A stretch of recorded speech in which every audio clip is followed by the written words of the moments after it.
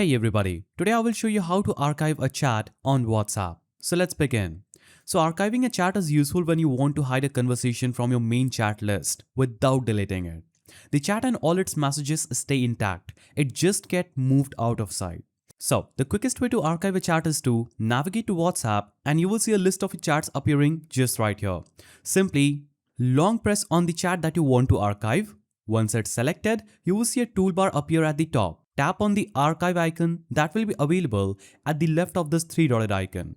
So click on this archive icon and you will see a notification saying chat archived. So tap on the archive icon which looks like a small box with a downward arrow. The chat disappears from your main list instantly.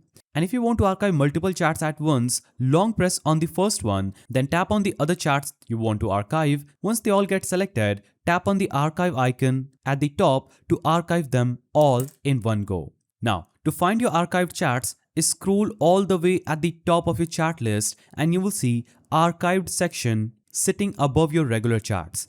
Tap on it and all your archived chats conversations are in there.